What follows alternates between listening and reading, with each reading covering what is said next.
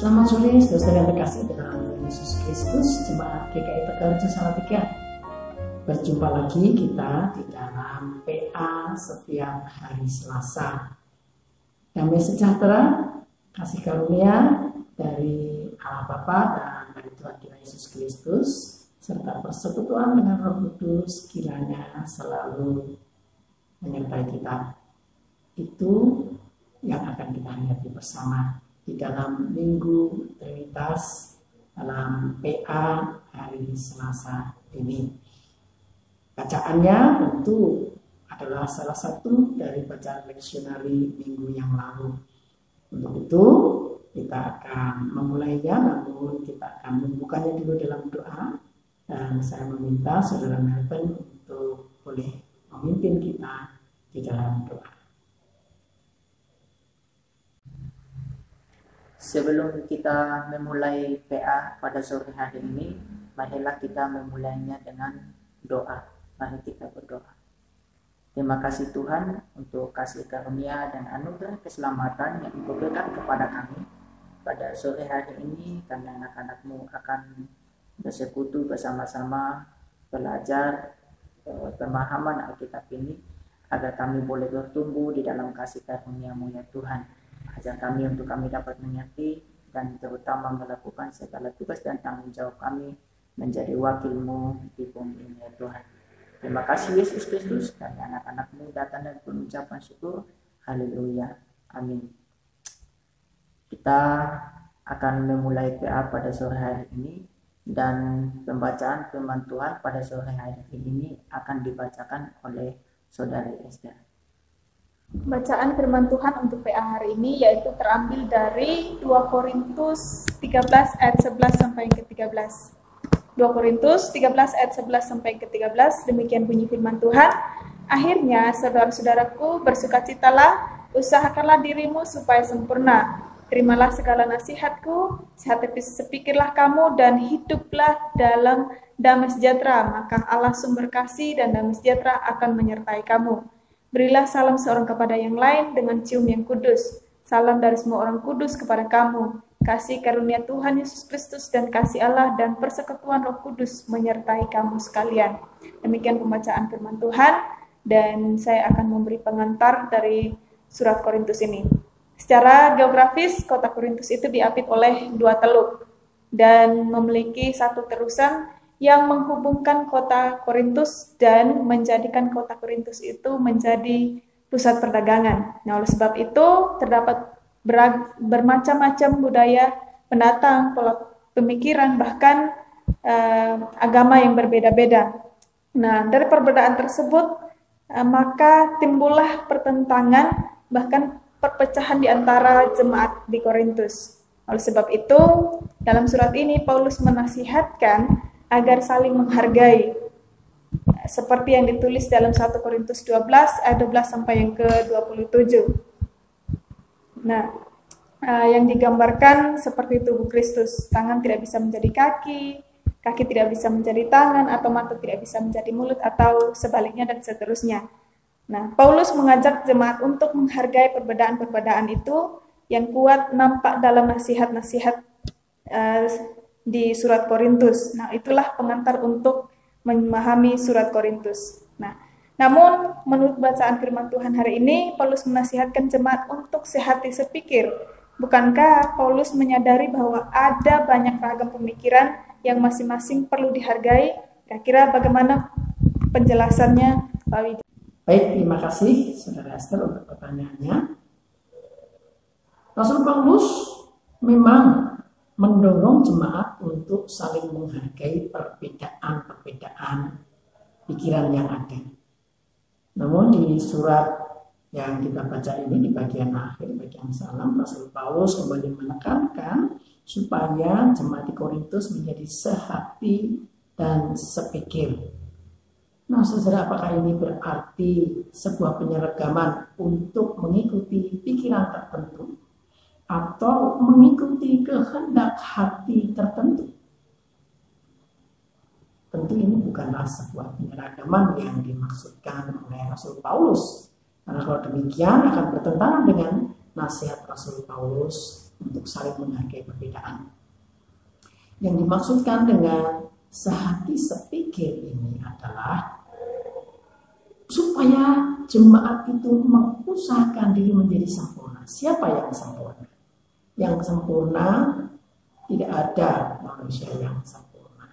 Yang sempurna hanya Tuhan Yesus Kristus. Jadi sehati sepikir. Itu artinya mengarahkan hati dan pikiran kita menjadi sama dengan Kristus, seperti Kristus. Pikiran dan hati Kristus yang seperti apa? Pikiran dan hati Kristus yang rela merendahkan diri, yang bahkan rela berkorban bagi dunia, yang membuka diri untuk menerima keadaan dunia yang rusak ini untuk diperbaharui. Itulah sehati sepikir nasihat Rasul Paulus yang akan menghantar dan memudahkan kehidupan bersama jemaat merasakan damai, sejahtera, penyertaan kasih Tuhan, bukan lagi perpecahan. Begitu. Menanggapi bacaan firman Tuhan pada PA kita sore hari ini, ada yang istimewa di dalam surat 2 Korintus 13 ayat 13, yaitu ada konsep Trinitas, kasih karunia Tuhan Yesus Kristus, kasih Allah, dan persekutuan Roh Kudus menyertai kamu sekalian. Sedangkan Paulus menyatakan pada jemaat di Korintus tentang satu Tuhan dan satu Allah saja.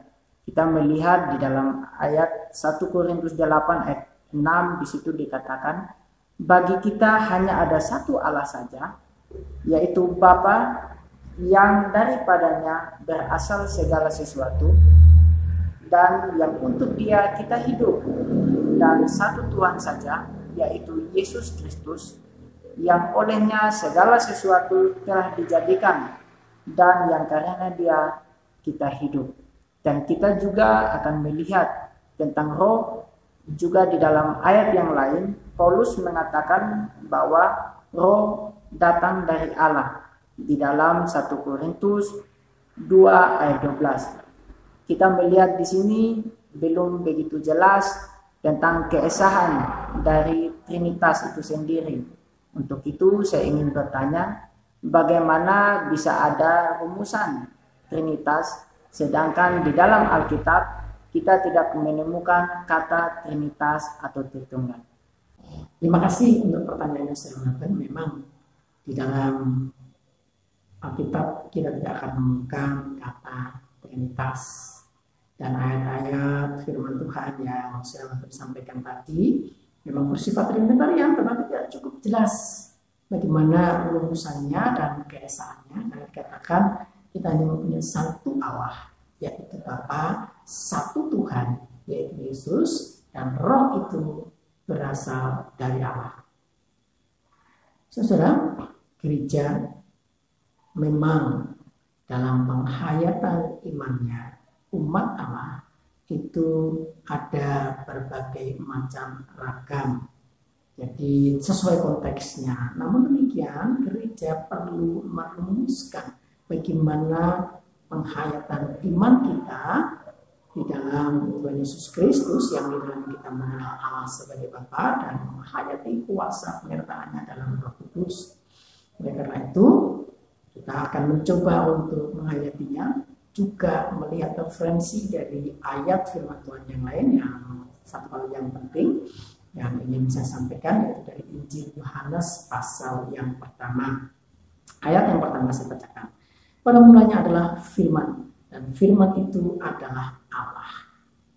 Jadi Allah itu pada mulanya satu dengan firman, dan firman itu adalah Allah. Firman itu apa? Firman itu berasal dari kata bahasa Yunani logos, yang artinya adalah kata atau sabda. Itu logos merupakan ungkapan dari logikos atau pikiran kehendak Allah.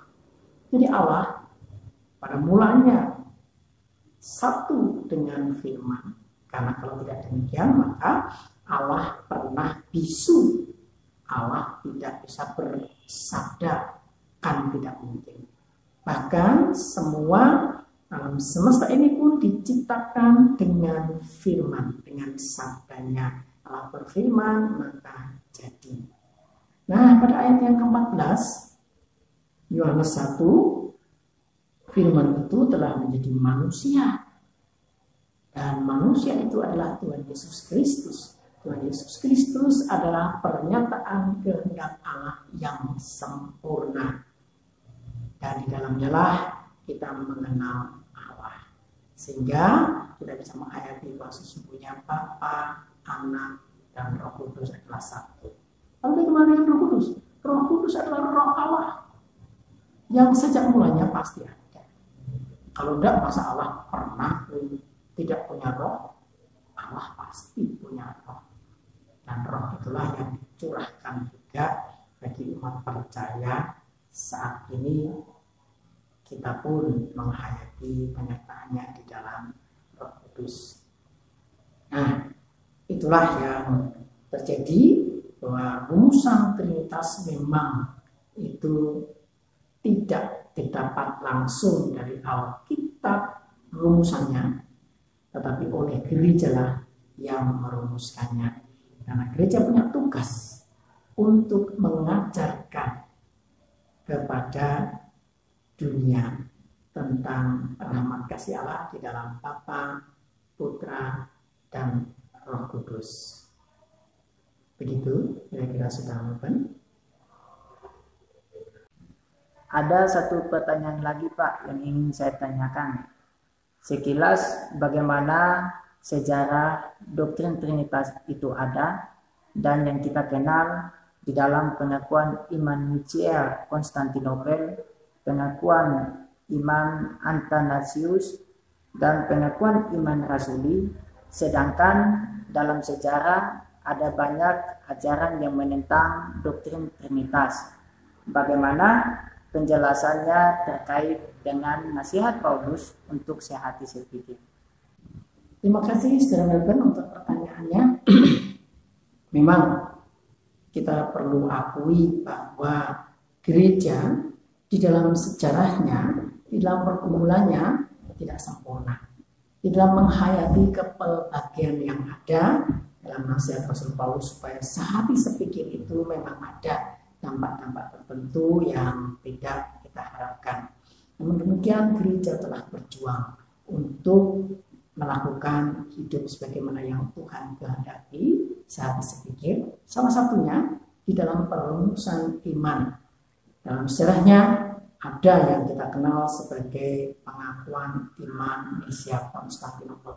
Memang sekilas pengakuan iman ini dipahami untuk menentang ajaran Arius. Ajaran Arius itu mengajarkan bahwa Yesus Kristus itu bukan Allah. Dia hanya sebuah ciptaan saja. Dan ini juga digunakan untuk menentang ajaran Matius 1 yang menyatakan bahwa Roh Kudus bukan Allah. Roh Kudus itu hanya kuasa saja.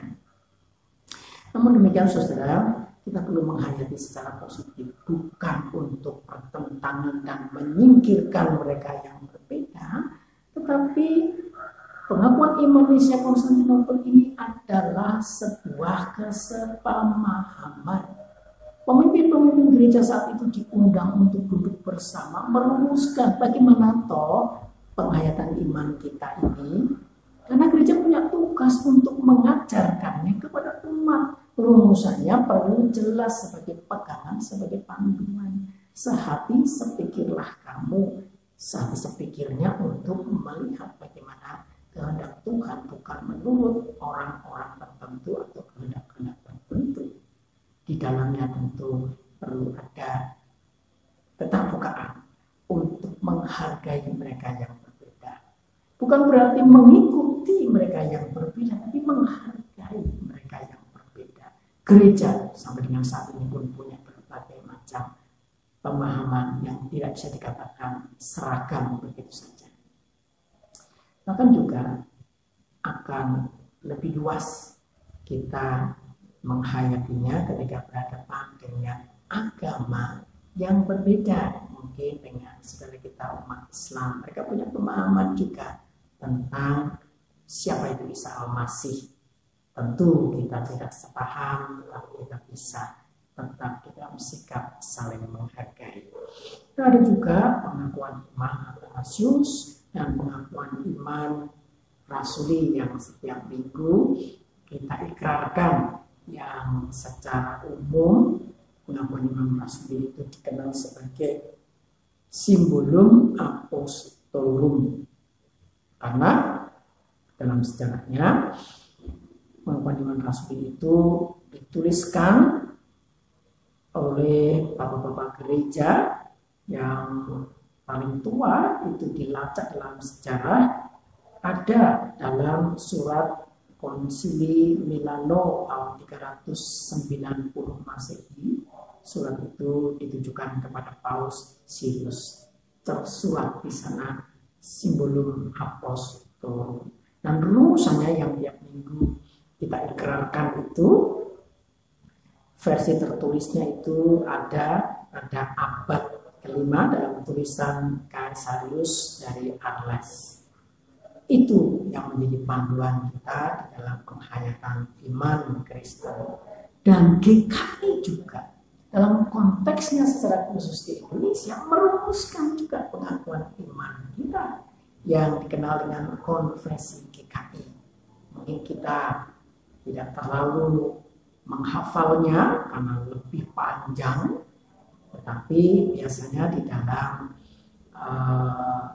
pertukaran mimbar ulang tahun GKI, pengakuan iman rasuli digantikan dengan konfesi GKI. Karena penghayatan iman kita masing-masing bisa berbeda. Untuk itu, penekanannya adalah sebagaimana nasihat Rasul Paulus untuk menghargai pemikiran-pemikiran yang berbeda, tetapi juga tetap sehati sepikir.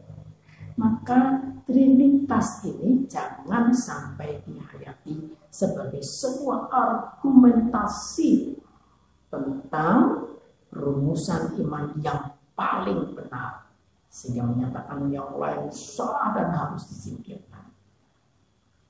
Pengakuan iman di dalam Trinitas sesungguhnya lebih mengarahkan kita kepada penghayatan akan penyertaan kasih Tuhan di dalam persekutuan hidup bersama. Kenapa persekutuan? Karena Allah kita juga adalah Allah persekutuan. Allah adalah kasih. Kasih adalah relasi. Ada Allah Bapa, Anak, dan Roh Kudus berelasi. Dan di dalamnya lah kita bisa menghayati pengalaman-pengalaman yang bervariasi yang tidak bisa disamakan satu dengan yang lain. Mungkin kita bisa merasakan Allah demikian dekat seperti Bapa kita sendiri, Ayah kita sendiri. Kita bisa menghayati penyertaan kasih Allah itu dalam Roh Kudus yang mengampuni, yang mau berkorban untuk segala kesalahan kita. Atau kita menghayati bagaimana penyertaan Allah itu seperti Roh Kudus.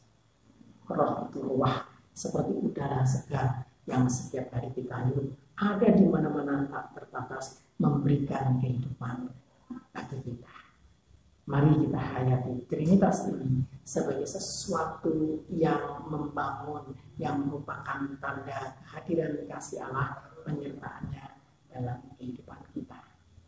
Saya kira cukup pengantar PA kita hari ini, dan ini akan direkam dan dibagikan di dalam kelompok grup WA, dan kita akan bersama membahasnya di dalam grup WA. Tuhan memberkati.